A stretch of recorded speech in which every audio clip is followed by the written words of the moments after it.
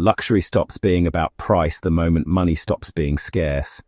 At the highest levels of wealth, cost becomes irrelevant. Control becomes everything. Most people use price as a shortcut.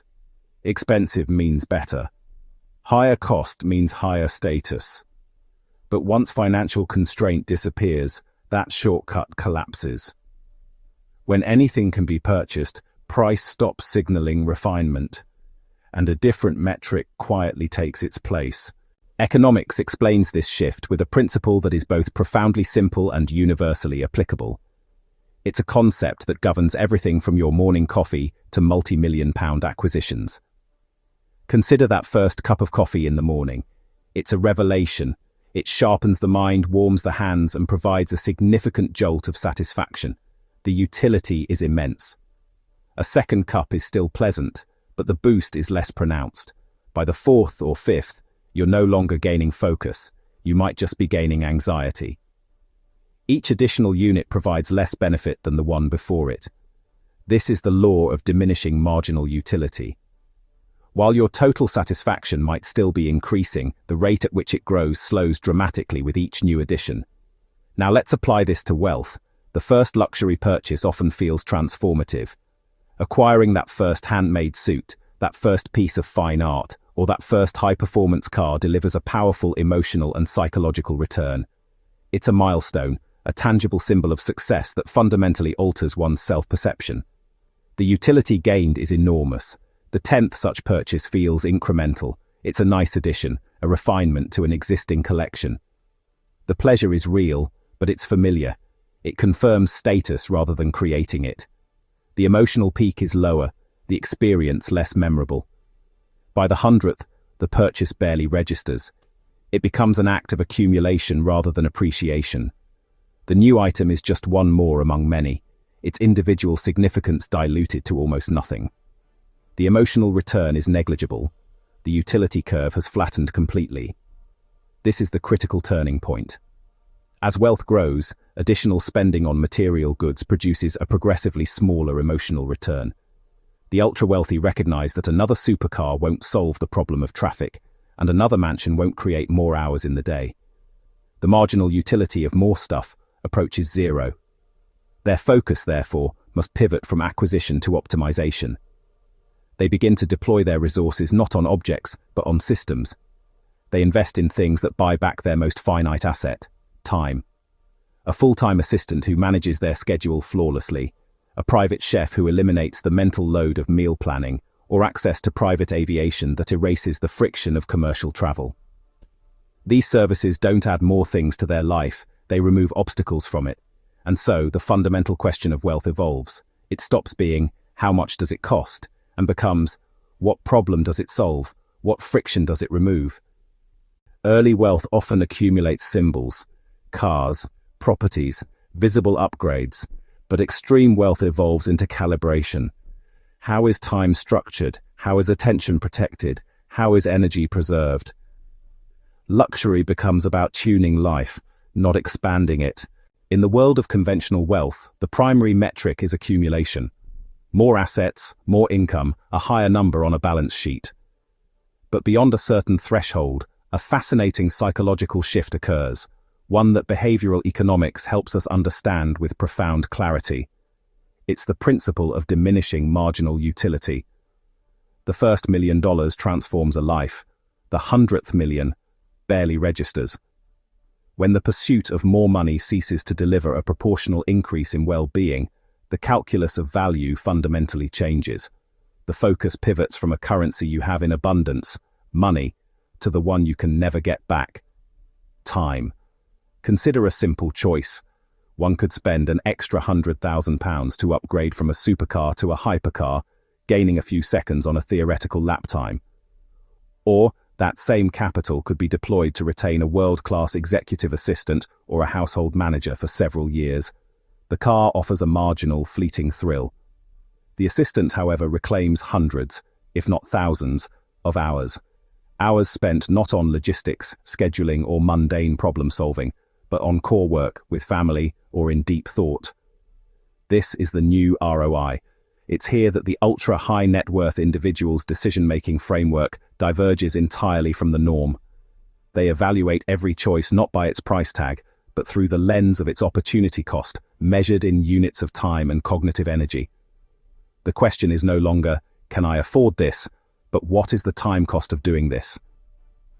The cost of a commercial flight isn't the ticket price, it's the 3 hours lost to airport queues and the cognitive drain of a crowded cabin. The cost of managing a complex renovation isn't the contractor's fee, it's the 50 hours of meetings and decisions that could have been spent designing a new venture. This mindset crystallizes into a simple, powerful, 3-part filter applied to every decision. 1. Does this save me time? 2. Does this reduce friction and cognitive load? And 3. Does this protect my autonomy and optionality? When the answers are yes, the price becomes secondary. This is the essence of time sovereignty, the ultimate, non-negotiable asset. It is the quiet, invisible luxury of owning your own time. Traditional conspicuous consumption relied on visible expense, logos, size, obvious extravagance, homogeneity on display, exclusivity diluted. But status signals weaken when they become saturated. If everyone recognizes the symbol, it loses exclusivity. And in saturated markets, loud luxury begins to look insecure. When symbols become widely accessible, they stop differentiating elites. The merely affluent imitate them. The aspirational broadcast them. True elites move elsewhere. They shift toward markers that are invisible to the general public. Exclusivity becomes quiet. This is the rise of quiet luxury, unbranded craftsmanship, invitation-only retreats, private networks, experiences that are difficult to access, not easy to recognize. Value is embedded in systems, not surfaces. Focus moves from image to craft. Psychologically, this reflects a deeper shift. Visible expense seeks external validation. It relies on recognition, repetition, focus, mastery. Refinement at the highest levels shifts inward. Validation becomes internal. Mastery replaces display. Control replaces applause. Modern luxury increasingly hides its complexity. It's a paradigm shift away from showcasing possessions towards curating frictionless experiences. The ultimate status symbol is no longer an object, but a perfectly engineered environment where every potential point of friction has been anticipated and silently eliminated. This is the art of system design invisibility, where immense effort is expended precisely so that no effort is perceived. The goal is not to showcase opulence, but to make life flow with an unnatural ease, absorbing all the logistical and cognitive burdens behind the scenes. Consider the stark contrast between public and private systems. The commercial airport, for instance, is a masterclass in visible friction. It's a system of queues, checkpoints, and loud announcements, a necessary but fundamentally stressful choreography designed for the masses. Now, imagine arriving at a private air terminal, or FBO. There are no lines. Your car pulls directly onto the tarmac. Your luggage is handled by an unseen team, appearing in your hotel suite before you've even thought to ask for it. This isn't magic, it's meticulous behind-the-scenes orchestration. A network of silent queues and seamless coordination between pilots, ground staff, and drivers ensures your journey is a single, uninterrupted movement from point A to point B. The complexity of flight plans, security clearance, and baggage handling is rendered completely invisible to you. This is true refinement.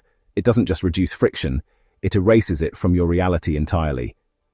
This principle extends deep into the private sphere, particularly with home automation. The common conception of a smart home often involves a clumsy collection of apps, voice commands that are frequently misunderstood, and a constellation of visible gadgets. But in the upper echelons of system design, the technology dissolves into the architecture itself. Interfaces stay off-screen because the environment, the interface. The lighting doesn't just turn on. It calibrates its temperature and intensity based on the time of day, your position in the room, and your predicted activity. The climate control makes micro adjustments before you could ever feel uncomfortable. The entire home operates as a single, sentient organism that anticipates needs rather than reacting to commands. We see this same invisible orchestration in private healthcare. A standard hospital visit involves paperwork, crowded waiting rooms, and fragmented communication between departments. In a private clinic, the experience is re-engineered. Your arrival is anticipated. There is no check-in desk, only a personal coordinator who guides you through a seamless journey. Appointments with different specialists are scheduled back-to-back in the same suite, with the experts coming to you. Test results are integrated into a single, coherent narrative, explained by your physician without you ever having to chase them down. The immense logistical complexity of coordinating schedules, moving samples, and consolidating data is completely hidden.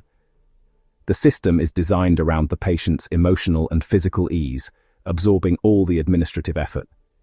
In every case, the measure of success is invisibility. The more complex the system, the more silent and seamless its operation must be. True refinement doesn't shout, it whispers, and most often, it isn't heard at all.